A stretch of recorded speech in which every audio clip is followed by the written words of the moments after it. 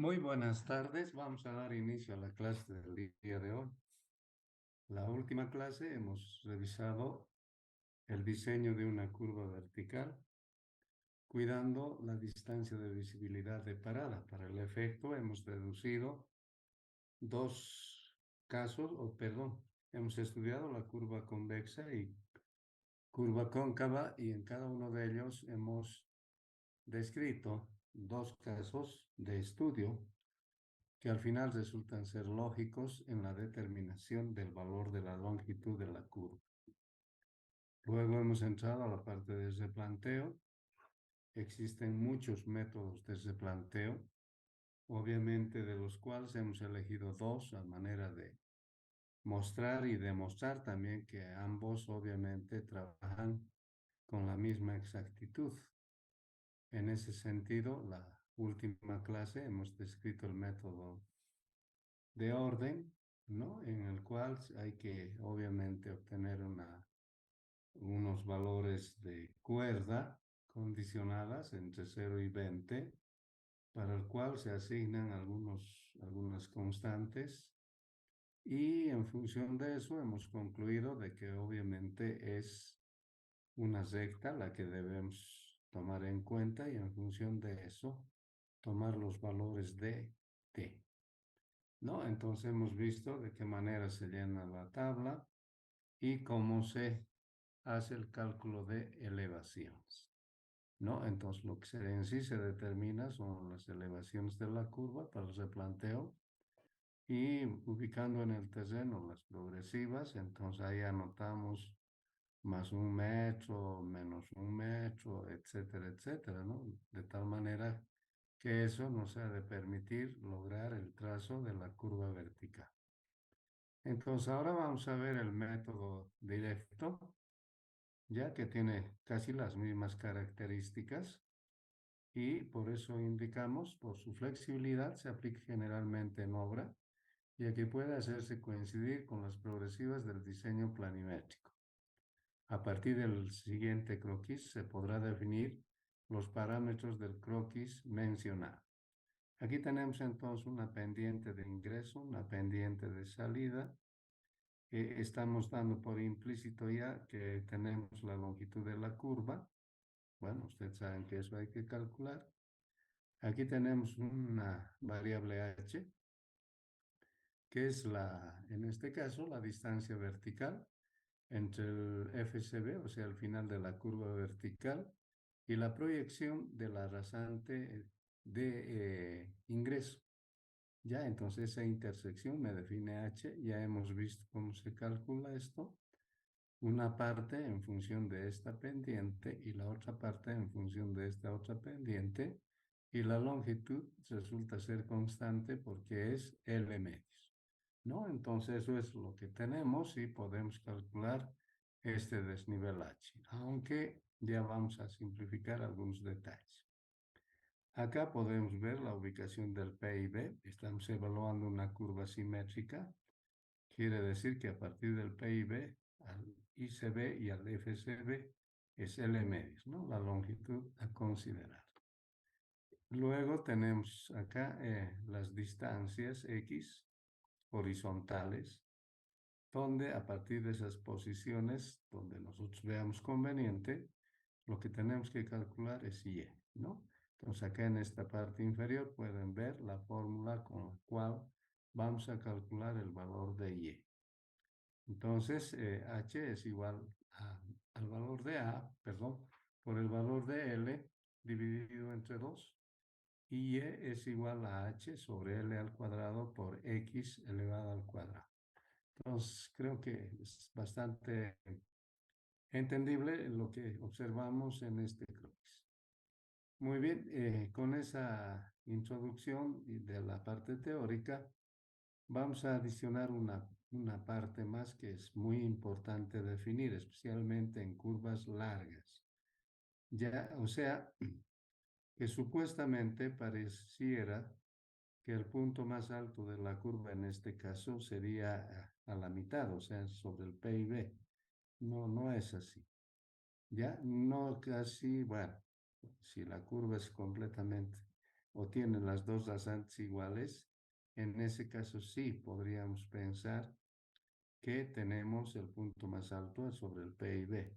Pero si tenemos valores diferentes como el que mostramos en este croquis, entonces no va a estar el punto más alto en el PIB, sino puede estar más adelante o más atrás. Todo dependerá de los valores de las pendientes que nosotros administremos. ¿De acuerdo? Entonces eso es lo que vamos a obviamente ver a continuación. Dice cálculo del punto más alto o bajo de la curva. ¿Qué quiero decir con eso? Que las fórmulas que vamos a describir enseguida sirven para curvas convexas y curvas cóncavas. Entonces, en ese objetivo vamos a primeramente dar la ecuación para ubicar la posición del punto más alto o bajo de la curva. Entonces dice x sub m es igual a la pendiente de ingreso por la longitud de la curva sobre la diferencia algebraica de pendientes. Entonces, con esto ya podemos definir a qué distancia del origen obviamente previsto está el valor, en este caso, del punto más alto o del punto más bajo. Una vez que ubiquemos ese punto, obviamente debemos ubicar la altura, ¿ya? Para posicionarlo y en todo caso es el mismo criterio, insisto, ya sea la altura del punto más alto o el punto más bajo. Entonces, para eso vamos a calcular y sub m, que va a ser igual a x sub m, que lo vamos a calcular en la fórmula anterior, sobre L, todo eso elevado al cuadrado, multiplicado por h, donde h hemos indicado que es la diferencia algebraica de pendientes por L dividido entre 2. Entonces, de ahí ya vamos a tener ese valor, ¿no? Entonces, ya es muy sencillo que podamos ubicar, obviamente, la posición del punto más alto o bajo. Bien, entonces, para ver algunas características un poco más aplicativas, vamos a entrar a este ejemplo de aplicación. ¿Qué dice, no? Aplicando el método directo, replantear la curva convexa simétrica, cuya longitud L es igual a 105 metros. Las cuerdas unitarias a considerar son cada 20 metros. La elevación del PIB es 3210.65. La pendiente de ingreso tiene un valor de más 4.2% y la pendiente de salida menos 2.1%. Además, dice, determinar la posición y la elevación del punto más alto de la curva. Bueno, aquí ha habido un pequeño error de imprenta, entonces la progresiva del PIB es 4 más 567. ¿De acuerdo? Entonces, bajo esos datos vamos a calcular, en este caso, el replanteo respectivo. De todas maneras, aquí tenemos el croquis para el problema que nos hemos planteado. Ya, entonces hemos dado la elevación del PIB, hemos dado su progresiva del PIB, entonces el ICB y el FCB van a depender de esta posición. Entonces, en ese sentido, lo primero que vamos a hacer es calcular la elevación del ICB y la elevación del FCB. Como tenemos el valor o la elevación del punto PIB, entonces a ese valor ya le vamos a restar el desnivel que existe entre el PIB y el ICB. Entonces, en ese sentido, usted sabe, la fórmula topográfica dice, ¿no? Que desnivel es igual al valor de la rasante o de la pendiente que tiene la rasante por la distancia horizontal. Como ya teníamos como dato la longitud, entonces dividimos eso entre 2 y esa sería la distancia horizontal dividido entre sí. Listo, entonces agarramos eso y a la elevación del PIB le vamos a restar. Como dice acá, ¿no?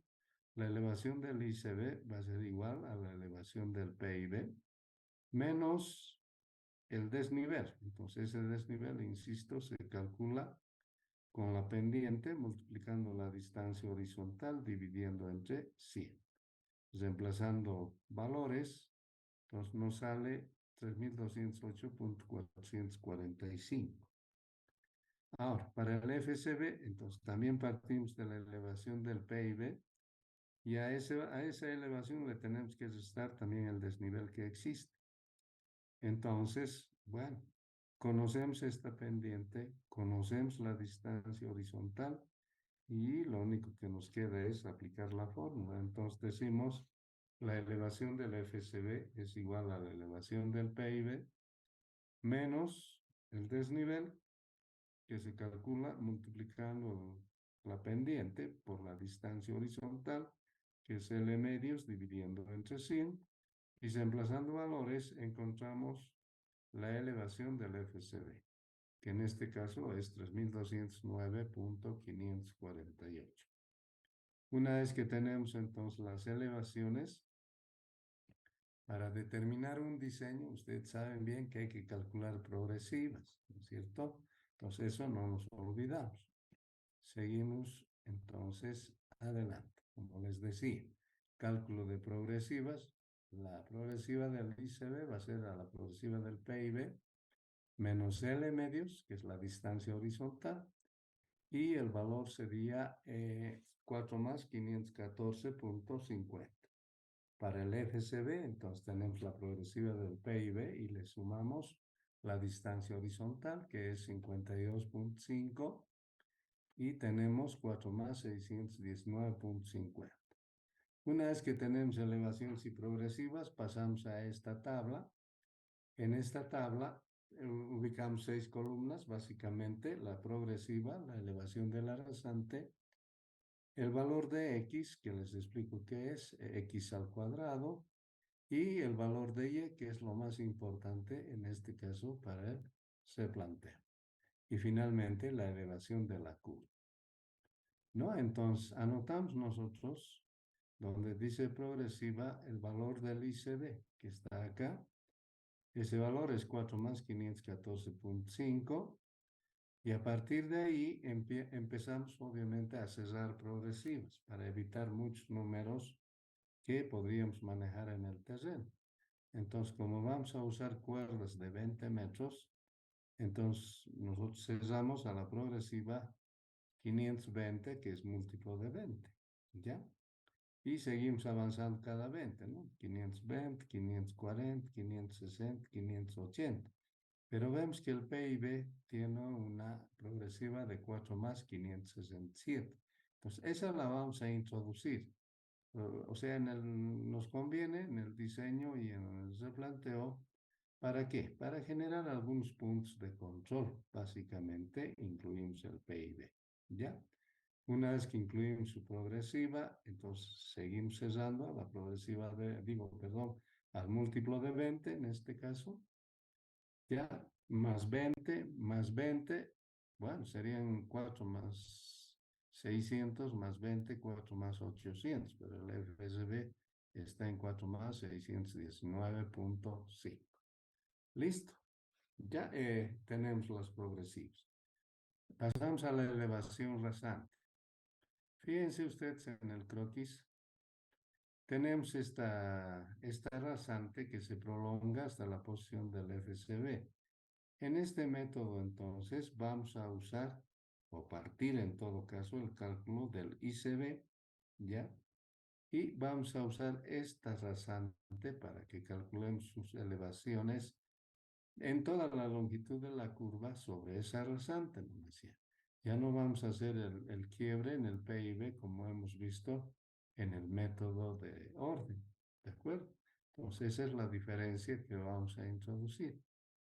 Entonces, anotamos la elevación del ICB, que es 3208.445, lo tenemos acá, ¿no? Y a partir de eso, entonces, la diferencia de dos progresivas sucesivas me van a dar la distancia horizontal, ¿de acuerdo? En este caso sería 520 menos 514.5, entonces la diferencia es 5.5. Esa es la distancia horizontal. Ya Entonces, más va a tener que ser más porque, fíjense, la inclinación de las rasantes positiva, entonces va subiendo. Por esa razón uso más. Si fuera cóncava, tendría que ser menos, ¿no ve? Sí, tendría que ser menos. Pero, repito, dependiendo del tipo de curva, sumamos o restamos el desnivel. Acá precisamente tenemos ya el cálculo de la elevación de la 4 más 520, que dice que va a ser a la elevación del ICB, que es un dato ya para nosotros, más el desnivel. Pues ya saben ustedes, desnivel calculamos con esta fórmula de gradiente por distancia horizontal sobre 100. Dando valores sería gradiente 4.2, la distancia horizontal sería 5.5 sobre 100. Hacemos esas operaciones y obtenemos este valor, ¿no? Perdón, de 3208.676. Para la siguiente progresiva, lo mismo. O sea, empezamos en la elevación de la rasante, ¿ya? Obviamente le sumamos el desnivel que me genera desde 4 más 514.5 hasta la 4 más 540, donde la distancia sería 25.5, ¿de acuerdo? Entonces, multiplicamos por 4.2 y dividimos entre 100 y le sumamos nuevamente a esta elevación de partida y nos sale este valor. Y ese criterio voy aplicando en todas las filas, ¿sí? Obviamente calculando la distancia horizontal porque la pendiente no va a cambiar hasta alcanzar la posición de la FCB. ¿De acuerdo? Entonces eso es lo que debemos hacer. Ahora, acá hay un punto, o sea, referido al PIB, que está de color rojo. ¿Por qué? O sea, aplicando este método y comparando con los datos del ejemplo, ya donde dice que la elevación del PIB es 3210.65. Y repito, calculando por el criterio que estamos viendo acá, llegamos al mismo valor, entonces por eso le hemos puesto un OK. ¿Por qué? Porque nos estamos ajustando a la geometría exactamente de la curva que estamos diseñando. ¿De acuerdo? Entonces, eso es lo que significa elevación rasante.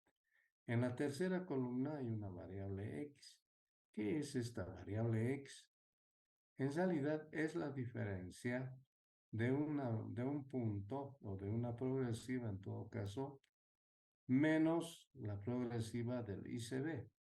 Por ejemplo, para obtener este 5.5, habríamos estado 520 menos 514.5 y eso me da 5.5. El siguiente hemos obtenido desde estar 540 menos 514.5 y eso me da 25. El siguiente de la 560, bueno, menos 514.5 y así sucesivamente hasta llegar al último, ¿no? O sea, hemos estado 619.5 menos 514.5 y eso me da los 105, que es la longitud total de la curva. ¿De acuerdo? Pues creo que eso no es problema, es bastante sencillo. En la cuarta columna ya elevamos al cuadrado estos valores de x que acabamos de calcular en cada fila, ¿no?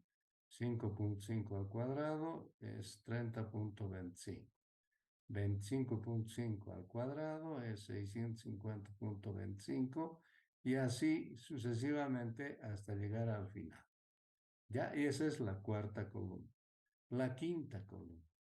Entonces, para la quinta columna debemos aplicar esta fórmula, donde si observamos las variables, debemos usar la variable h mayúscula, la longitud, que bueno, eso ya es un dato directo, y en este caso la distancia, o perdón, claro, la distancia del origen a la progresiva elevada al cuadrado, que en este caso ya lo tenemos en esta columna.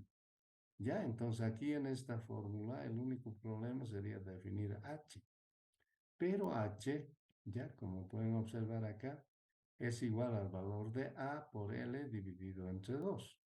Entonces, a es la diferencia algebraica de pendientes que obtenemos de sumar las dos pendientes, ¿no? O sea, 4.2 más 2.1 evidentemente es 6.3. Y para que calculemos el valor, deducimos en metro sobre metro, multiplicamos por 105, que es la longitud, y dividimos entre 2, y eso nos sale 3.308. ¿Ya? El otro dato que requerimos para hacer verificación simplemente es el valor de E, que es igual al valor de A por L sobre 800. Entonces aquí A es 6.3 por L, que es 105, dividido entre 800, y eso me da 0.827. ¿Ok? Entonces, esos son los datos, digamos, que yo voy a verificar con los cálculos que voy a ir efectuando. Perdón. Entonces, en ese sentido, ya aplico el valor de H, que va a ser una constante. L es otra constante elevado al cuadrado. En realidad lo que podemos definir es un factor.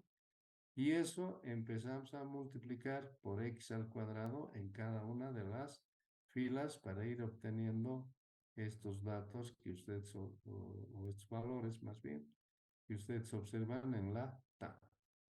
¿Ya? Pero esto acá observamos que hay un signo. ¿Ese signo de qué depende? Entonces, fíjense, yo estoy determinando elevaciones en esta rasante. ¿Cuál es el objetivo del replanteo? Tener las elevaciones de la curva, ¿de acuerdo? Entonces, para que yo llegue de esta rasante a la curva, las alturas que he ido calculando los tengo que ir restando, ¿de acuerdo? Entonces, eso es lo que tenemos que hacer. Y como tenemos que restar, por esa razón, entonces, todos estos signos son negativos, ¿de acuerdo? Entonces, calculando con esta fórmula en cada fila y los datos pertinentes, por ejemplo, llegamos al PIB, donde en el PIB tenemos en este caso, la variable E. Nosotros con esta fórmula hemos calculado 0.827. Con esta fórmula también estamos calculando el mismo valor. Entonces, ¿qué quiere decir eso? Que la geometría obviamente se está controlando, y porque se están repitiendo los valores calculados, entonces estamos bien, ¿no es cierto? Estamos haciendo correctamente nuestro trabajo. Y finalmente, calculamos esta altura Y con este criterio, ¿de acuerdo? O H, perdón. Y ese H podemos calcular con esta fórmula que nosotros observamos en esta parte, ¿no? Entonces, no hay problema, es A por L sobre 2, ¿no? Y eso nos sale 3.308. Entonces, en ese sentido, ya igual nos sale y cumple el requisito que estamos manejando. ¿Ok? Entonces, eso es lo que, obviamente, perdón, se me ha desconfigurado un poco, es lo que tenemos acá, y finalmente esto, ¿no?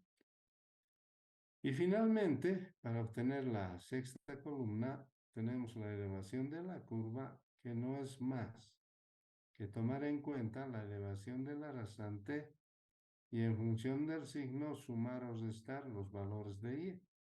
¿De acuerdo? En este caso tenemos que restar. Y finalmente, entonces, estas son las elevaciones de replanteo de la curva vertical que estamos estudiando.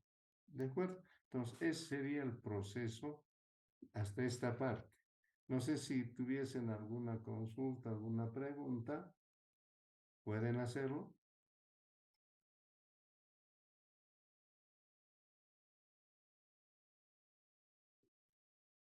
Bien, no existiendo preguntas, entonces pasamos a ver la segunda parte, o el inciso B que nos hemos planteado en el ejemplo, que dice determinación de la posición y elevación del punto más alto de la curva.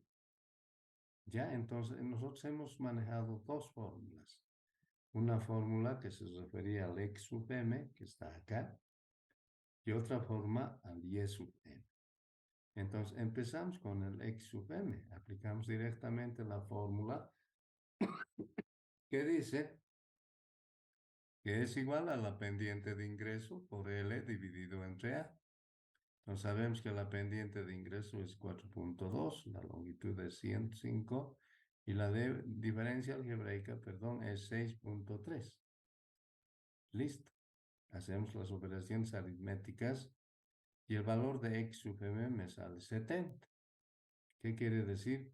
Que a partir del I se ve 70 metros hacia la curva, ahí se encuentra el punto más alto de la curva. ¿No es cierto?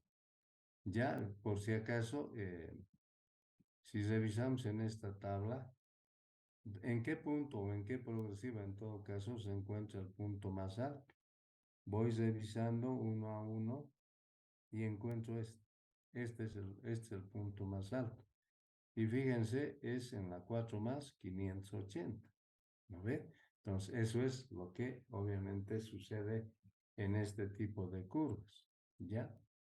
Entonces, ahora lo que nosotros queremos saber es en qué progresiva exactamente está y cuánto es su elevación de ese punto más alto. ¿De acuerdo? Para ese efecto vamos a hacer este mismo proceso y con eso vamos a definir exactamente el valor. Muy bien, entonces seguimos con el ejemplo. Aquí está, ¿no? Estamos eligiendo o calculando más bien la progresiva del punto más alto, que va a ser a la progresiva del ICB más X sub m. Entonces, reemplazamos datos y me dice que en la progresiva 4 más 584.5 tengo el punto más alto de la curva. Y ahora calculamos la altura, ¿no? De la rasante hasta la curva, que sería en este caso Y sub m. Eso también está sujeto a una fórmula que dice que es igual a X sub m sobre L, todo eso elevado al cuadrado por H. ¿Ya? Entonces reemplazamos valores, X sub m 70 de aquí, L es 105, que es un dato, y H es 3.308, ¿no? Como podemos observar en esta parte. Perfecto, una vez reemplazado, hacemos los cálculos aritméticos y nos sale 1.47, ¿ya? Ahora bien, ese 1.47 es la altura nomás, ¿verdad? Es la altura. Ahora, nosotros queremos saber la elevación. Entonces, para ese efecto, primero voy a calcular la elevación en la rasante y restándole el Y sub m que acabamos de calcular, voy a tener la elevación en la curva. ¿De acuerdo? Entonces, eso es lo que hacemos acá. Entonces dice, ¿no? La elevación del punto más alto en la rasante va a ser igual a la elevación del ICB más la gradiente por la distancia horizontal dividido entre sí. Reemplazamos la elevación del ICB. Acá le sumamos la gradiente, que es 4.2, por la distancia horizontal, que en este caso va a ser 70 dividido entre 100. Hacemos las operaciones pertinentes y obtenemos que la elevación del punto más alto en la rasante es 3211.385. ¿De acuerdo? Ahora, para obtener la elevación del punto más alto, entonces a la elevación del punto más alto en la rasante le vamos a restar Y sub m. Reemplazamos valores y haciendo la operación me sale este, ¿no? O sea, elevación del punto más alto es 3209.915. Obviamente, esta elevación tendría que ser mayor a todas las elevaciones que habríamos calculado en la tablita respectiva, me refiero acá. No se olviden, es 3209.15, ya vimos este punto, ¿no? Que sería el más alto, que sería 3209.909. ¿De acuerdo? Entonces, nuestra teoría, nuestro proceso sustenta la posición del punto más alto de la curva. ¿Cuál es el problema? Bueno, acá más o menos se percibe eso, pero en curvas verticales bastante largas, ¿ya? En la parte más baja, entonces, pues hay una posibilidad de que si no detecto exactamente el punto más bajo, entonces como es largo el tramo, pues existe la posibilidad de que el agua se empiece a detener. Entonces, ese es el problema. Por esa razón, muchas veces requerimos calcular en la elevación y la posición, perdón, del punto más alto. ¿De acuerdo? Entonces, si tienen alguna pregunta hasta esta parte, bien. No existiendo preguntas, sigamos adelante. Ahora vamos a hablar de curvas asimétricas. Repito lo que les dije al principio. Entonces, esta yo en principio la puedo diseñar como una curva asimétrica, ya por tener las herramientas, etcétera. ¿De acuerdo? Y luego lo puedo cambiar, obviamente, la posición del PIB. ¿De acuerdo? Digamos que es recorrido horizontalmente, solo he hecho eso.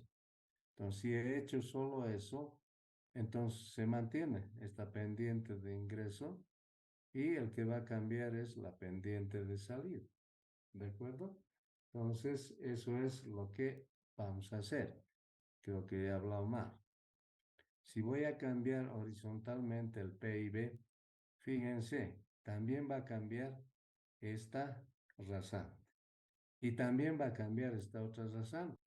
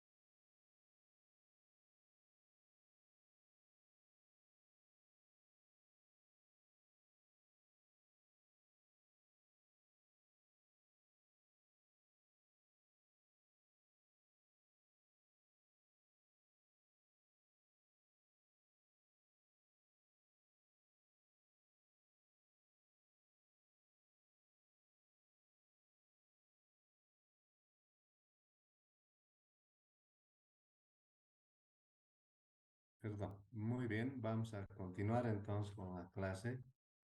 Les decía, ¿no? Si voy a mover horizontalmente, una vez que tenga el diseño para definir el valor de L, entonces mover horizontalmente, ¿qué me va a cambiar? Las longitudes, ¿no?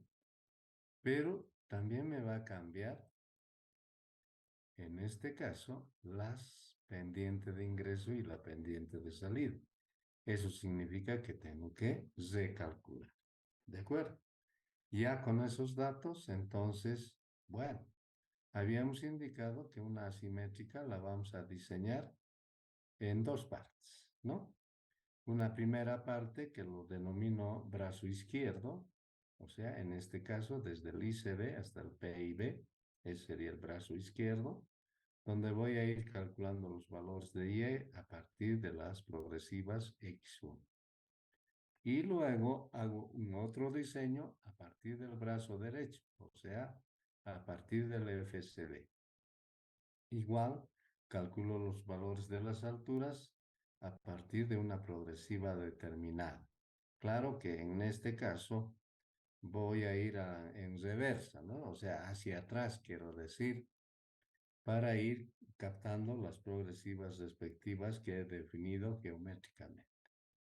Ahora también hemos deducido esta fórmula para calcular esta externa. Entonces, esa externa es igual a L1 por L2 sobre 200 por L1 más L2 por la diferencia de algebraica de pendientes, que siendo en este caso dos pendientes con signo opuesto, entonces eso implica implícitamente suma de pendientes. ¿De acuerdo? Y con eso tengo el valor de E. Luego, entonces, ya para hacer el diseño, uso estas fórmulas, ¿no? Para el brazo izquierdo, y es sub 1, y para el brazo derecho, y es sub 2. Y eso podemos, obviamente, sistematizar en un ejemplo de aplicación. Como dice, ¿no? Diseñar y replantear la curva vertical asimétrica a partir de los siguientes datos. Entonces, estamos dándonos la longitud en 80 metros para este caso, ¿ya? La pendiente de ingreso, o sea, ya hay que hacer el recálculo antes, ¿verdad? Sí, antes hay que hacer. Y bueno, acá ya nos estamos dando, en todo caso, ya los recalculados, donde L1 tendría 50 metros, L2 30 metros.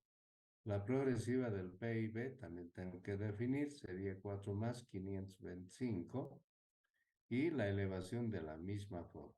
Si solo es recorrido horizontalmente, entonces respeto esa elevación, ¿no? Porque va a ser la misma. Y voy a tomar cuerdas unitarias de cada 10 metros. ¿De acuerdo? Entonces hacemos el cálculo de progresivas y elevaciones.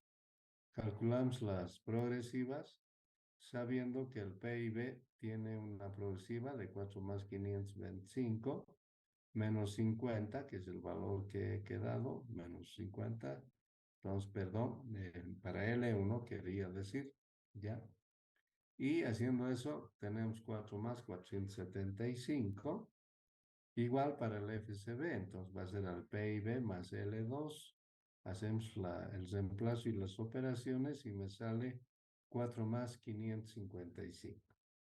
Ahora, para el replanteo de la curva, de acuerdo a las fórmulas que tengo que aplicar, voy a requerir la diferencia algebraica de pendientes, o sea, en esta parte específicamente, ¿no? S1 menos S2. Entonces, en ese sentido, aplicamos la fórmula y bueno, dando valores y analizando los signos, obviamente llegamos a la conclusión que tiene que ser una suma. Entonces sumamos 2.5 más 4.2 serían 6.7, como dice acá, ¿no? Y también calculamos el valor de la externa, que sería igual a L1 por L2 sobre 200 por L1 más L2 por A. Entonces, reemplazamos datos y hacemos las operaciones respectivas y calculamos que la externa tiene un valor de 0.628. Y no olviden que esta fórmula es obviamente para curvas asimétricas específicamente. ¿De acuerdo? Entonces, eso es lo que hemos logrado hasta esta parte y nos podemos construir una tablita de estas características, ya donde tenemos la progresiva, tenemos los valores de x1 y x2. Sabemos que x1 vamos a usar en el brazo izquierdo y x2 vamos a usar en el brazo derecho. ¿De acuerdo? Luego tenemos la fórmula en este caso, de la externa. Y también sabemos que ese valor es obviamente el mismo para todo el proceso del replanteo. ¿Ya? Y luego tenemos los valores de y sub 1 y y sub 2. Entonces ya sabemos que y sub 1 voy a aplicar en el brazo izquierdo, o sea, con estas distancias que he determinado. Y sub 2 voy a aplicar, obviamente, en el brazo derecho con estas distancias que he definido en X2. ¿De acuerdo? Entonces, hacemos operaciones, ¿sí? Ya tenemos todos los datos y bueno, calculamos las alturas respectivas. Y en este caso, necesariamente, fíjense ustedes, ¿por qué llevan signo más los valores de Y? A ver, un poquito para orientar rápidamente, porque fíjense, la rasante está aquí abajo y de abajo hacia arriba son las alturas Y. Entonces, necesariamente estas I's tengo que sumar en ambos brazos, ¿no es cierto? Tanto en el izquierdo como en el derecho. ¿De acuerdo? Entonces, eso es lo que estamos haciendo y por esa razón es positivo. Perfecto. Entonces, luego calculamos las elevaciones de las rasantes con la misma fórmula que hemos visto. Y finalmente afectamos a esa elevación de la rasante con estas alturas y es, ¿ya? En todo caso, fíjense ustedes, para el PIB siempre vamos a llegar a la misma, en este caso, elevación, ¿ya? Por ambos lados. Y listo, eso es lo que significa tratar una curva asimétrica. Bien, con eso, no sé si hay alguna pregunta, porque implícitamente habríamos terminado el capítulo y bueno, no sé si hay algo, pueden efectuar la pregunta, tienen la palabra.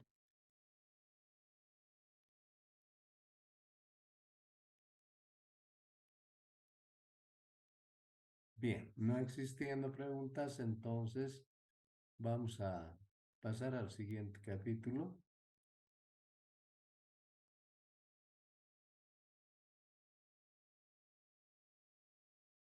que sería el capítulo 9 y se refiere a la sección transversal. Muy bien, ¿por qué estudiamos la sección transversal? Porque ahí vamos a hacer el detalle de la fase constructiva de la carretera. En base a esa sección transversal, vamos a saber, por ejemplo, qué ancho van a tener los casiles, qué ancho van a tener las bermas, qué ancho van a tener los sobreanchos de plataforma, qué sección tipo vamos a usar para el diseño de las cunetas, con qué talud vamos a hacer los cortes, con qué talud vamos a hacer los terraplenes, etcétera. O sea, para eso, obviamente, tenemos que ver lo que es una sección transversal. Ahora, esta sección transversal, para hacer una descripción relativamente minuciosa, debemos hacer en distancias cortas, o sea, puedo optar desde 5 metros, 10, 15, 20, 25, 30, 50 inclusive. ¿De qué va a depender? Del tipo de terreno en el cual vamos a hacer, obviamente, el detalle respectivo, ¿ya? Desde luego que en terrenos llanos puedo usar cada 30 metros hasta unos 50 metros, inclusive si la variabilidad que se ve es mínima, ¿de acuerdo? En terrenos ondulados ya voy a bajar, podría usar 30 metros, entre 20 y 30 metros normalmente. En terreno montañoso, las más de las veces se usa cada 20 metros, ya inclusive eso puedo bajar hasta unos 5 metros, especialmente tratándose de curvas. Entonces, eso es lo que puedo hacer yo con la sección transversal. Entonces, lo que vamos a empezar viendo es una foto donde hacemos la descripción de algunos elementos, no están todos, pero creo que los básicos están y eso obviamente nos ha de ayudar un poco a entender mejor de qué cosas estamos hablando. En todo caso, es una foto de un artículo colombiano que lo he visto muy bonito y que obviamente me sirve bastante en forma didáctica. Entonces, tenemos, para no olvidarnos, vamos a empezar acá en la zanja de coronación. Fíjense esta zanja de coronación. ¿Para qué sirve? Para recibir las aguas que tenemos hacia la falda del Ceso. ¿no? Como se observa en la foto. Entonces, esta sección, obviamente transversal de la zanja, la tenemos que dimensionar en función de los posibles caudales que vamos a colectar, ¿no? Y siempre, fíjense, termina en un elemento que obviamente en este caso es una quebrada natural. Ahora, de acuerdo a la ley de aguas, esto es importante. Una quebrada natural ya no tiene dueño.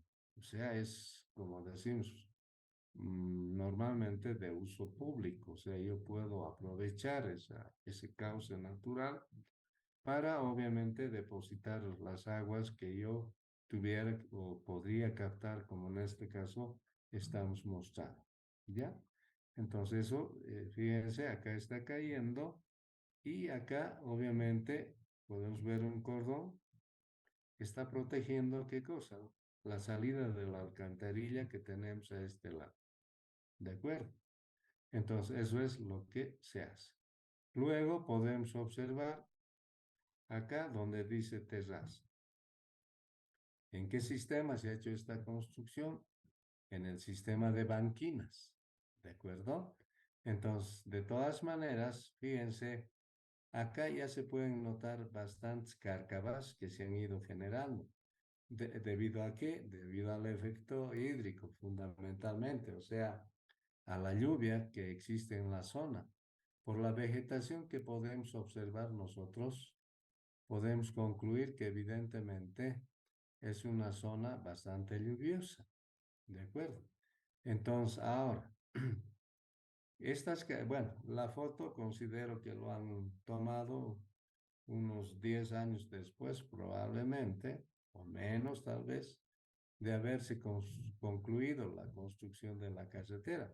Por eso que las cárcavas ya están generándose en magnitudes relativamente fuertes. Por ejemplo, en esta parte, esta cárcava ya es bastante grande y ya podemos observar inclusive material depositado, ya, ¿no? En este caso, en la berma o en la cuneta que tenemos en la vía respectiva.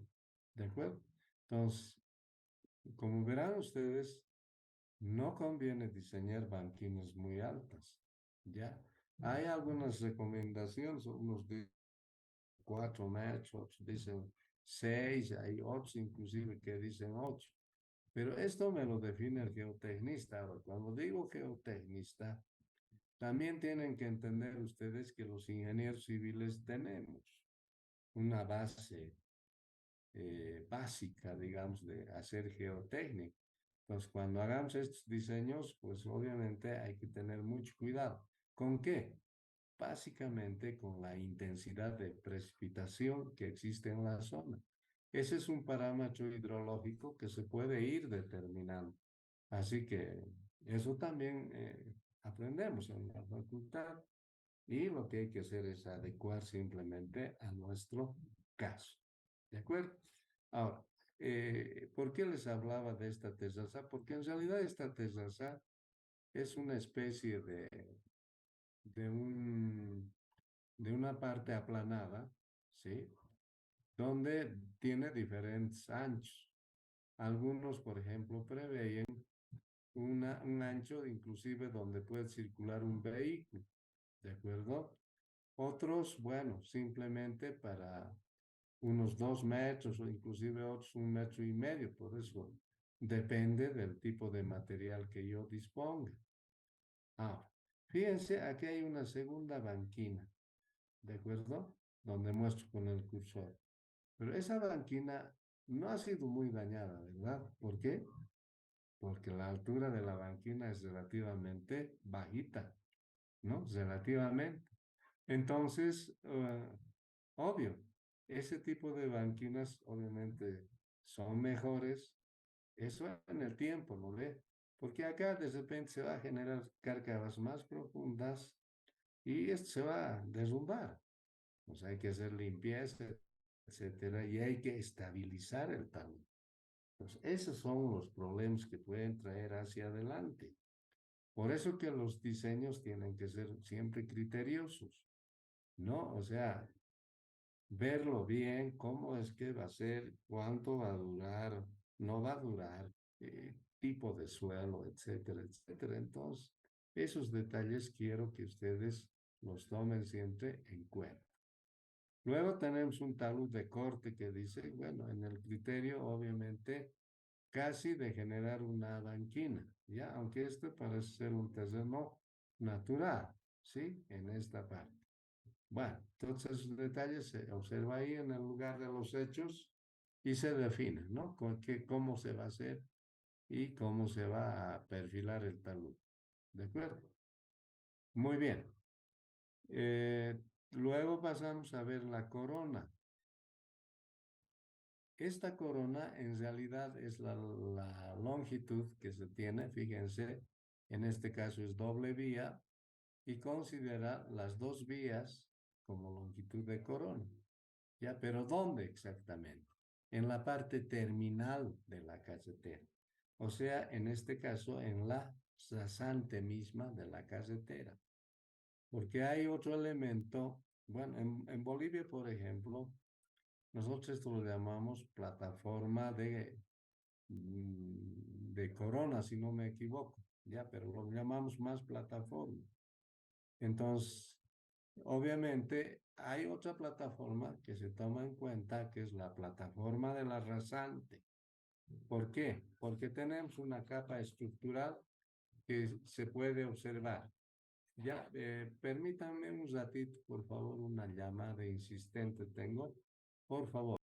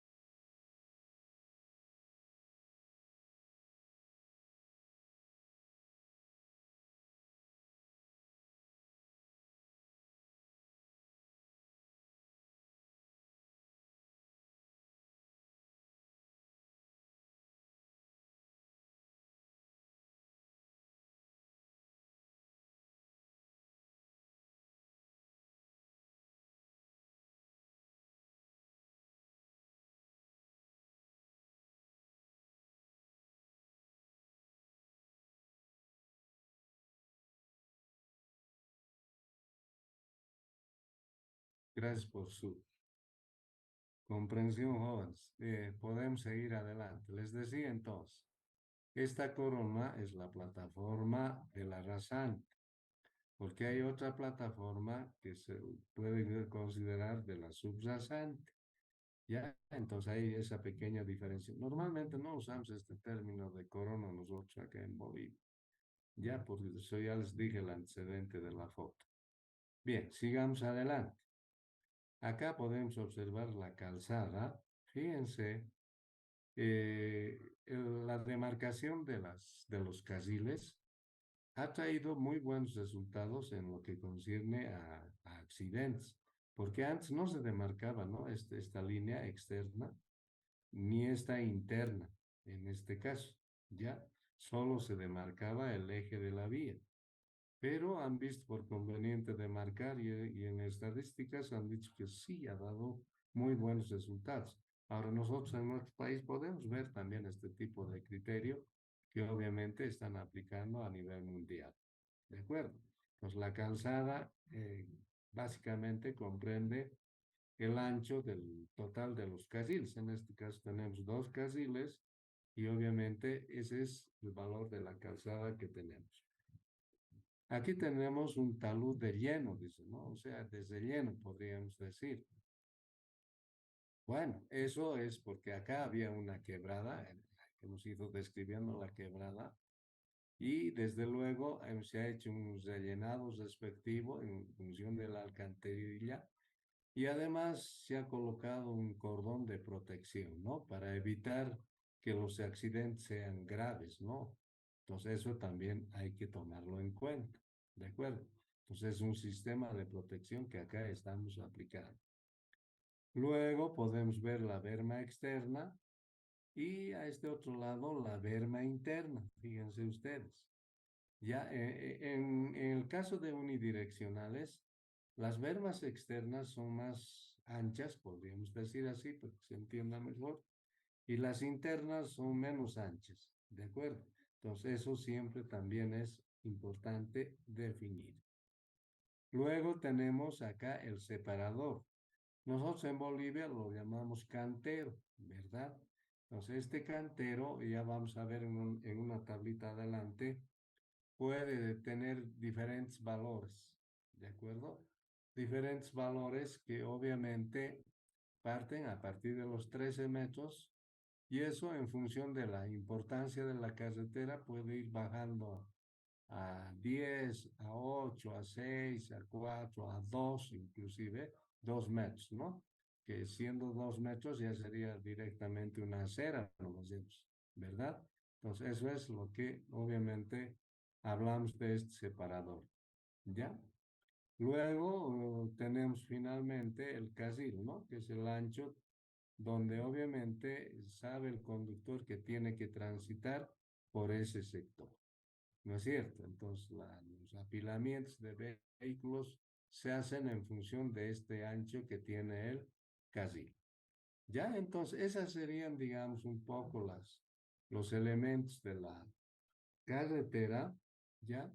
Y para que vayamos describiendo con un poco más de detalle es cada uno de estos elementos. Sigamos adelante, entonces. A ver, vamos a ver unas generalidades, ¿de acuerdo? Es importante que tenga que leer estas generalidades para, obviamente, referirme a este croquis que tenemos acá. Dice, ¿no? La sección transversal de una carretera en un punto de esta es un corte vertical normal al alineamiento horizontal, el cual permite definir la disposición y dimensiones de los elementos que forman o que conforman, en todo caso, tendría que decir la carretera en el punto correspondiente y su relación con el terreno natural. Para agrupar los tipos de carreteras se acude a normalizar las secciones transversales teniendo en cuenta la importancia de la vía, el tipo de tránsito, las condiciones del terreno, los materiales por emplear en las diferentes capas de la estructura del pavimento. Otros de tal manera que la sección típica adoptada influye en la capacidad de la carretera, en los costos de adquisición de zonas en la construcción, mejoramientos, rehabilitación, mantenimiento y en la seguridad de la circulación. Ahora bien, ¿por qué he querido leer eso? Porque aquí tenemos algunos elementos que debemos considerar, obviamente, en las secciones transversales. Vamos a empezar a describir cada uno de ellos, son 4. Empecemos por el superior izquierdo.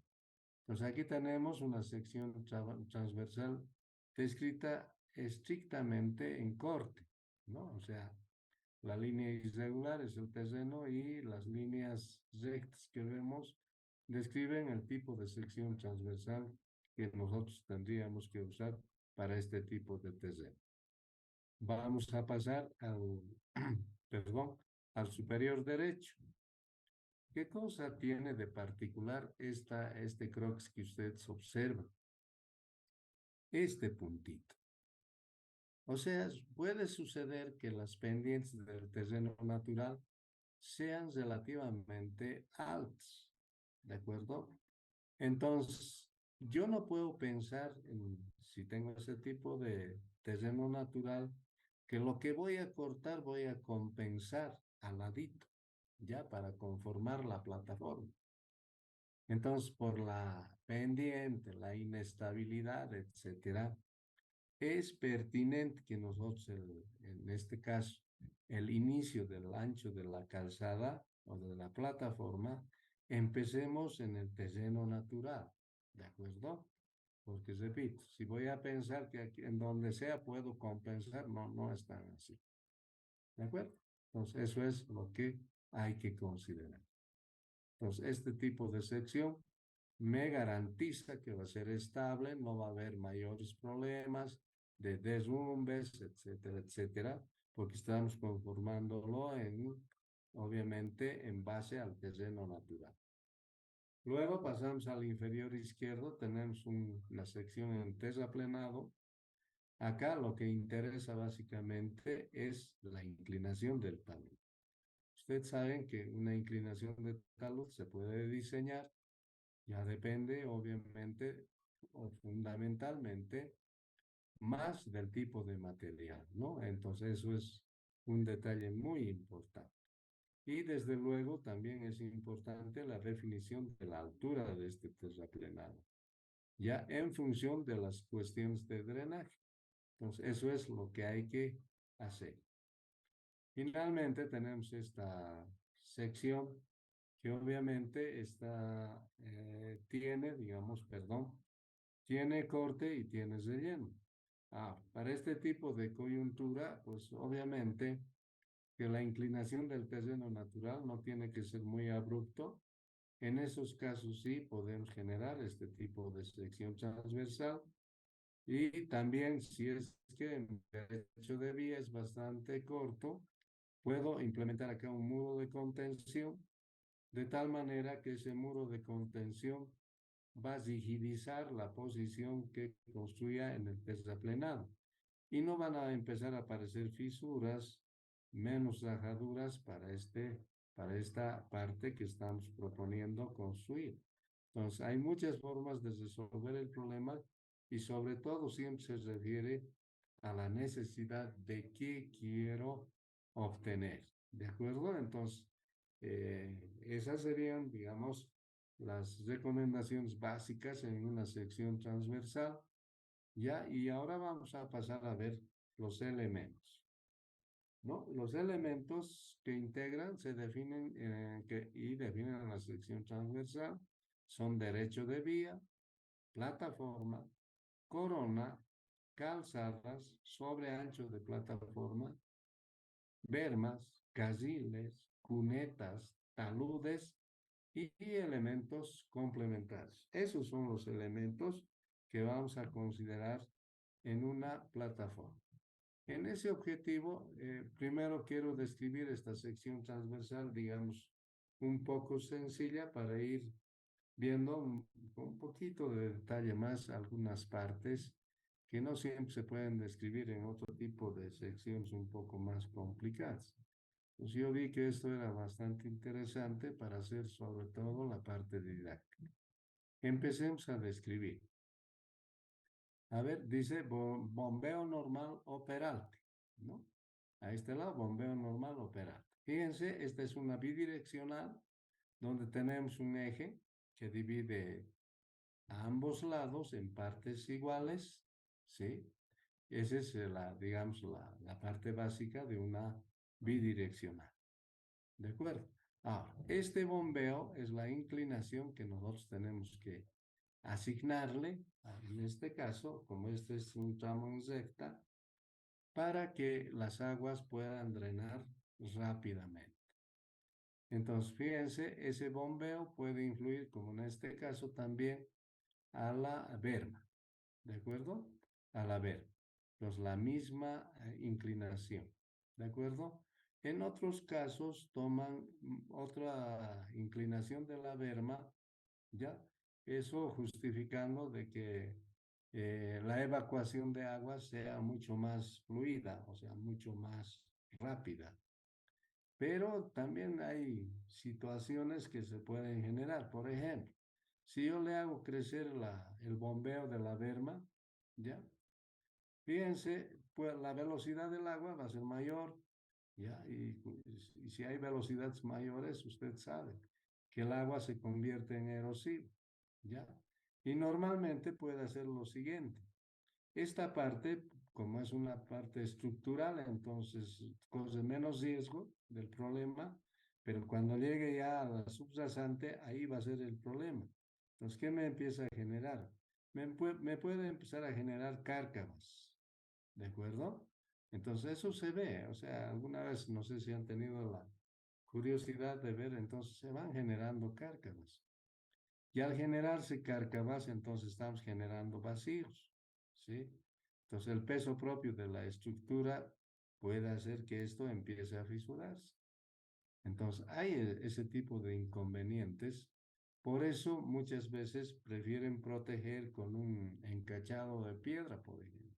Bueno, hay diferentes formas de proteger.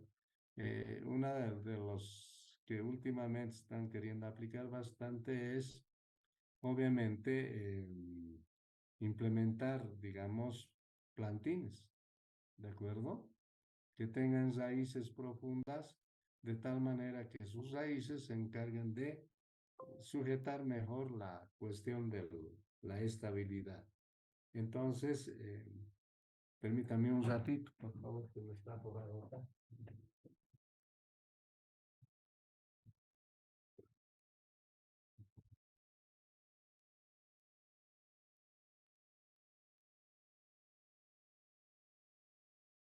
Entonces, hay muchas formas de hacer estabilidad de taludes.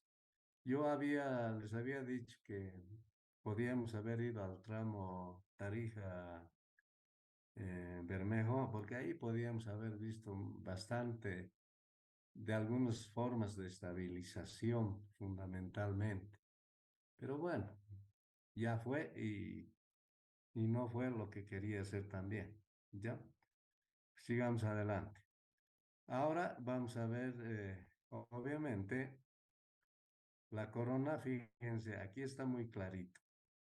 Esta corona o ancho de plataforma, de rasante, lo llaman en nuestro país, como vamos a ver más adelante, ¿ya? Pero en realidad muchos prefieren llamarlo corona, porque el ancho de plataforma de subrasante sería a partir de este punto hasta este punto, o sea, donde empieza la parte estructural de la casetera. ¿De acuerdo? Luego tenemos la calzada, como ya explicamos, que es el ancho total de los dos carriles, ¿sí? Y bueno, eso se llama calzada, evidentemente. Luego podemos ver acá un talud de corte. Entonces, en los taludes ya de corte, normalmente se construye con fines de proyecto, uno vertical y 0,5 horizontal. Pero ese es el gran problema, ¿no? De usar, digo, perdón, taludes. Bueno, todos usan como, como pueden, eso es lo que pasa. Porque este talud también podría ser 2-1. O sea, ¿qué quiero decir? Dos vertical y uno horizontal, ¿ya? Pero también puedo usar, como les decía, 0,5-1. Acá lo que vale es la relación geométrica, ¿de acuerdo? Entonces, eso van a tener cuidado siempre de estar seguros a qué se refiere la inclinación del talud que estamos haciendo referencia. Ahora, en los taluds de terraplén se usa normalmente 1-1 para proyectos, ¿de acuerdo? 1-1. Entonces, claro que eso ya cuando en la fase constructiva, ya con el geotecnista, etcétera, se define la inclinación de este talud. Pero he visto que en el manual de la ABC, ya que los taluds máximos que recomienda usar es 1-2, o sea, ¿qué quiero decir? Uno vertical y dos horizontal. Ahora, también recomienda en el caso de protección, ya, la relación 1-3, ¿de acuerdo? Ese es lo máximo que usan. Ya, pero nosotros habíamos visto también que se pueden usar taludes mucho más inclinados. El problema es el costo. Ahí es donde obviamente tenemos las dificultades. Obviamente sería necesario usar taludes mucho más inclinados por la estabilidad, por una parte, y otra por la seguridad de la carretera. Porque un vehículo que se pueda salir de la carretera en un talud sobre 1 a 3, bueno, en algunos casos no generaría un vuelco automáticamente, pero si le voy a mantener 1 a 1, pues es seguro que se va, obviamente, en este caso, eh, tener el vuelco respectivo. ¿Ya? Entonces hay muchos criterios que obviamente esto se está convirtiendo en algo pues muy extenso y difícil de ir estudiando muy a detalle, ¿ya? El otro detalle es la cuneta, ¿ya? Les pido una sugerencia. No sé si podrían reingresar una vez ya se va a cortar la comunicación para tratar de avanzar un poquito más, por favor, si me permiten o tienen alguna otra actividad. Díganme rápido, por favor, antes que se corte. Clase de puentes, Inge. Perdón, Unos 15 minutos más, Inge. Así el semestre. al lado de un colegio que todos los días se entrena su baño. No sé si les perjudica en escuchar mi voz, por favor. ¿Podrían confirmarme? Se escucha claro, Inge. Ah, bueno, si es así, continuaremos, por favor. Gracias. Entonces, les estaba explicando acá lo que significaba el talud de corte, donde obviamente por cuestiones de proyecto podemos usar talud de corte de 0,51, ¿de acuerdo? O sea, 0,5 horizontal y uno vertical. O a la inversa también, uno horizontal y dos vertical, que va a ser lo mismo, ¿verdad? Entonces, eso podemos hacer. Ya, luego, el otro detalle importante es la cuneta. En este caso, estamos mostrando una cuneta de sección triangular, ya donde la recomendación es que la altura mínima de la cuneta a partir de de la subrasante, perdón, sea de 0,50 metros. ¿De acuerdo? Ahora, aquí tenemos la parte estructural, ¿sí? Donde vemos los siguientes elementos. La subbase, la base y el pavimento o la capa de rodadura, ¿ya? Que tiene un espesor, bueno, dependiendo del tipo de pavimento que vamos a usar, ¿no? Entonces, esas serían, digamos, en un detalle bastante rápido de lo que significa básicamente los elementos de la sección transversal. Con este antecedente, vamos a entrar a ver ahora una sección transversal, digamos, que el manual de la ABC nos recomienda. Aquí tenemos una sección transversal, ¿ya? Donde obviamente está en una curva, porque ustedes si observan acá, no es un bombeo, sino es un peralte el que se está mostrando. Pues en ese sentido, no, bueno, se entiende lo que vamos a explicar. Bien,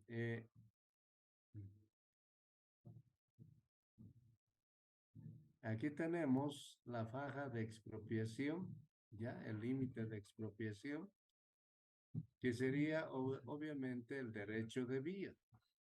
Ya, en todo caso, he leído varias veces el manual de la ABC que el derecho de vía es 50 metros a la izquierda a partir del eje y 50 metros a la derecha a partir del eje. ¿De acuerdo? Entonces, eso es lo que básicamente expresa como derecho de vía, pero bueno, eso no ha sido tan así, ¿no? Durante la historia de las carreteras. En algunos sectores es mucho menos, ¿sí? Inclusive yo conozco algunos sectores donde apenas de derecho de vía son 15 metros a ambos lados y en total es 30 metros. Entonces hay problemas de ese tipo. De acuerdo, entonces esos detalles se van a ir superando, pues cambiando obviamente el trazo de la vía de la carretera, pero Ustedes saben que en este tipo de proyectos se hacen grandes inversiones. Por eso que es un poco delicado ya cambiar, ¿no? Entonces, eso también es importante que consideren. Bien, aquí dice una faja de obra. A ver, a partir de ahí podemos observar la cuneta de banquina que dice acá. Aquí tenemos un talud de corte hasta una cierta altura, ¿sí? Y obviamente todo el agua que llegue a este sector, pues vamos a acumular a través de esta cuneta. ¿De acuerdo? Ahora también definimos la altura de corte. Eso dependerá de las características que tenga, en este caso, la serranía en la cual estamos trabajando. Ya, luego podemos ver la plataforma de subrasante, como les decía, eso es lo que llamamos, ¿sí? O sea, eso está dado, tenemos la subrasante terminada y bueno, ese ancho siempre va a ser mayor a la plataforma misma que nosotros vamos a tener ya en los puntos de acabado que se efectúen. Lo que en otros países, esta plataforma que dice aquí, lo llaman corona, ¿no? Para que no confundan. Ah, dentro de esta plataforma están incluidos, a ver, vamos a ver. Aquí dice sobre ancho de plataforma, ¿ya? Luego viene la berma, luego viene la calzada, luego viene el ensanche o sobre ancho, y final, bueno, sigue viniendo la berma, y para terminar tenemos el sobreancho de plataforma. Entonces ya les había indicado que este sobreancho de plataforma se pretende incluir en la idea de que en las partes terminales las compactadoras o el trabajo de compactación no es tan eficiente, ¿ya? Entonces, por esa razón se pretende que se adicione este sobreancho de plataforma. Ahora, como ya les dije, estamos en curva y lo que vemos acá es la inclinación del peralte, ¿no? Entonces, además, fíjense, la inclinación del sobreancho de plataforma tiene una pendiente y el talud ya interno de la cuneta tiene otra pendiente. ¿De acuerdo? Ahora, el talud externo de la cuneta se llegaría a ser el talud de corte. Ahora, dependiendo del tipo de suelo, acá se puede dejar un espacio, ya, de tal manera que especialmente sucede en taludes inestables, de tal manera que obviamente cualquier derrumbe, etcétera, no vaya a afectar directamente a la carretera ni a la cuneta, sino que tenga la opción de detenerse en un espacio que nosotros podemos dejar. Entonces, de todas maneras, todas esas sugerencias los tiene que elaborar el geotecnista. ¿De acuerdo? Ahora, el otro detalle que quiero decirles. Fíjense, esta línea segmentada es el terreno natural. Cuando nosotros empezamos a conformar terraplén fundamentalmente, no lo hacemos pues directamente sobre este terreno natural, sino que obviamente para mejores condiciones mecánicas del terreno, lo que hacemos es sacar este terreno vegetal que existe, ¿sí? Y recién empezamos a construir escalones, ya dependiendo del tipo de terreno, fundamentalmente. O también podemos construir este muro de contención de tal manera que esto va a rigidizar toda esta superficie que comprende la carretera en esta parte. Pues todos esos detalles hay que empezar a diseñar y obviamente implementarlos de tal manera que la construcción misma garantice que esta carretera no requiera pues mucho mantenimiento, jóvenes, ¿ya? Entonces eso es lo que hay que recomendarles porque muchas veces no lo hacemos muy adecuadamente y pues los costos de mantenimiento y conservación se van subiendo desmedidamente, entonces complicadísima la figura, ¿no? Entonces, Eso es lo que tenemos para una bidireccional. Vamos a pasar a ver una unidireccional, ¿no? Como dice acá, sección transversal descriptivo de una carretera unidireccional. Entonces, fíjense acá, las características en los taludes son lo mismo. Y acá, por ejemplo, tenemos ya la zanja de coronación, ¿de acuerdo? Luego tenemos las banquinas, que es la mejor forma de ahorrar, digamos, el movimiento de tierras. Entonces, inclusive en estas banquinas hay que colocar la parte hidráulica, o sea, colectores de agua, de tal manera que no afecte, digamos, a la estabilidad de los cortes que tengamos que efectuar en las banquinas, ¿no? También hemos concluido de que la altura de las banquinas es un detalle muy importante, ¿de acuerdo? Entonces, eso es lo que hay que considerar. Ya en la parte, digamos, de las calzadas, entonces podemos observar acá una cuneta, ¿sí? De colectora de aguas. Luego tenemos acá el sobreancho de plataforma. Aquí tenemos la berma, aquí tenemos la calzada y aquí tenemos el cantero central, ¿ya? Dentro de ese cantero, fíjense, hay las bermas interiores, los sobreanchos de plataforma y el tren o canal colector de las aguas de lluvia a este lado, ¿no? Entonces, al otro lado, por simetría, tenemos lo mismo, ¿no? Sobre ancho de plataforma, berma, calzada. Aquí tenemos perdón, la berma, sí, el sobreancho de plataforma y el talud de terraplén. Entonces, siempre reitero, el terreno natural, o sea, no es rellenar, obviamente, material sobre el terreno natural. Hay que ir conformando. Fíjense ustedes, estos escalones, inclusive estamos incluyendo dentellones. Entonces, eso es lo que puede garantizar de que vamos a hacer unitariamente, o sea, homogéneo, el comportamiento de la sección transversal. El otro detalle es que acá se puede observar mejor.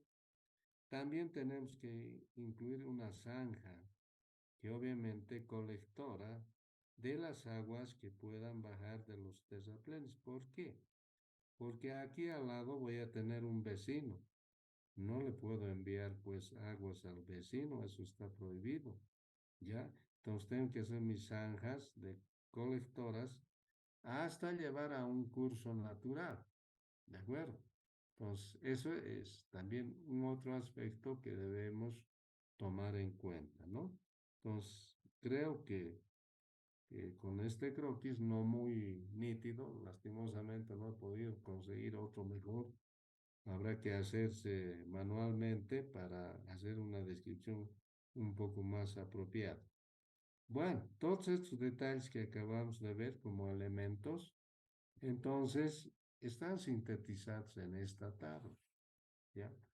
En esta tabla, entonces en la parte superior, podemos ver calzadas unidireccionales y en la parte inferior podemos ver calzadas bidireccionales. Dentro de las unidireccionales podemos tener autopistas primarias o autorutas, también colectores, ¿de acuerdo? Y dentro de lo que son las bidireccionales podemos tener primarios, colectores locales y de desarrollo. En la segunda columna vemos las diferentes velocidades que nosotros podemos obviamente proponer como velocidad de proyecto, ¿ya? Entonces, para cada tipo de la clasificación funcional, entonces se describen las diferentes velocidades que podemos adoptar. En la tercera columna, entonces tenemos los anchos de carril, fundamentalmente. Fíjense, en las unidireccionales, generalmente debemos aplicar 3.5 metros de acuerdo a la normativa de la ABC. En las bidireccionales, podemos aplicar también 3.5 si se tratase de primarias o de colectoras, pero también podemos bajar dentro de lo que son los locales y los de desarrollo a 3 metros e inclusive podemos bajar a 2. Pero ojo, ¿no? Estos 2 metros quiere decir, obviamente, que a partir del eje, a la izquierda hay 2 y a la derecha hay 2, ¿no? O sea, en total tendríamos 4 metros, ¿ya? Sin considerar las bermas. Ahora, los anchos de bermas. Como hemos visto en la foto inicial, hay bermas internas y hay bermas externas. Como pueden observar, las bermas internas son más angostas que las bermas externas. Entonces vemos algunos límites de dimensiones. Podemos bajar hasta 0,50 las bermas internas y las bermas externas podemos bajar hasta 1 metro. Pero la mayor dimensión en una berma es de 2,5 metros. En el caso de las bidireccionales, entonces sucede lo mismo, ¿no? Podemos usar dentro de las primarias, si son bidireccionales, 2,5, dependiendo del sector donde lo vamos a efectuar.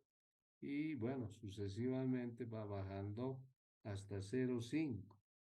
Lo que acá hay un detalle, ¿no? Dice 0.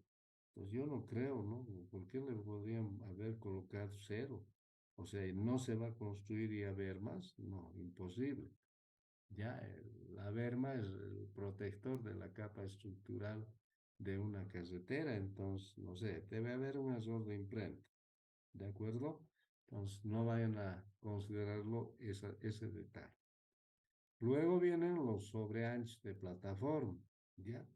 Como pueden observar ustedes, las dimensiones son en la parte interior entre 0,5 a 0,80, casi en la mayoría de los que podrían ser autopistas, autorrutas y colectores. Y los exteriores resultarían ser a partir de 1,5 hasta 0,50.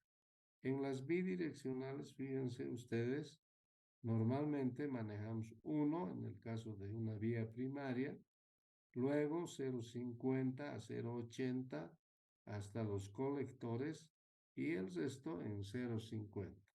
¿Ya? Entonces, eso es lo que tenemos. Los anchos de cantero central, como ya les manifestaba, si es que voy a tener una unidireccional con 4 pistas iniciales y ampliable hasta 6 pistas, entonces mi ancho de cantero tiene que ser 13 metros y fíjense, dependiendo de la importancia de la carretera, podemos bajar hasta 9 metros. ¿De acuerdo? Ahora, si ya el diseño incluye solo, directamente 6 pistas, fíjense, los anchos de los canteros pueden ser menores. Ustedes estarán diciendo, ¿pero por qué? Bueno, porque esta ya no va a ser cambiada en el tiempo, a no ser que, bueno, suceda algo extraordinario que haga que se cambien las 6 pistas por más pistas, ¿no? Bueno, pero si ya hemos definido que 6 pistas va a soportar correctamente el problema, entonces ya no hay mayor dificultad. ¿De acuerdo? Entonces, fíjense, eso puede bajar dependiendo la importancia hasta 2 metros, como ya más o menos les participaba. Ahora, si el diseño final es igual al inicial en 4 pistas, fíjense, igual, ¿no? Entonces, podemos concluir esto que es lo mismo que tenemos para una final de 6 pistas, ¿no? Solo con 4 pistas. ¿De acuerdo? Ahora, el ancho total de la plataforma, bueno, eso es muy relativo, pero aquí nos dan algunos valores, ¿no? 6 pistas y 4 ampliables. Creo que hay un error de imprenta acá, ¿no? 4 pistas debería decir y total 6 ampliables. Bueno, aquí tenemos entonces el ancho total de la plataforma que, insisto, estos valores no son definitivos. Eso va a depender todavía de muchos otros factores que tendríamos que tomar en cuenta. Pero de todas maneras, fíjense, son valores bastante grandes, ¿sí? 35, 34, 33, 29, etcétera, etcétera. Y en 4 pistas, fíjense, bueno, pues ese ancho va reduciéndose sucesivamente. En el caso de las bidireccionales, bueno, pues no hay cantero central para empezar, ¿verdad? Tampoco hay número de carriles, digamos, a más de 2 normalmente, ¿ya? Entonces, preferible no tomarlo en cuenta. Y solo para 2 pistas nos dicen, ¿no? Los anchos de plataforma. En el caso de primarios podemos llegar hasta 14, luego 12, 11, hasta, fíjense, acá tenemos 5 metros, ¿de acuerdo? Entonces, eso es lo que podríamos llegar en este caso.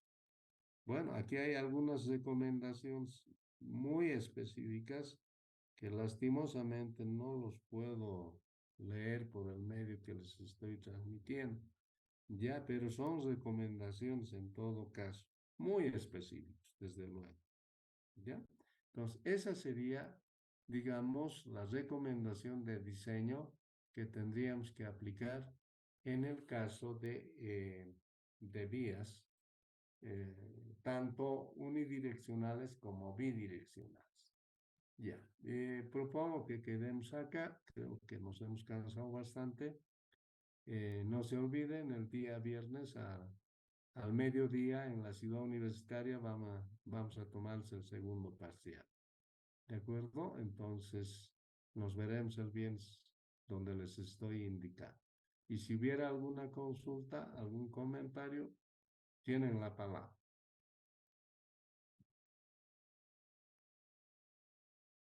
Muy bien. No existiendo preguntas ni consultas, vamos a declarar suspendida la clase a partir de este momento. Muchas gracias por su atención, jóvenes, y nos vemos el día viernes, les reitero. Gracias. Hasta luego, ingeniero. Hasta luego.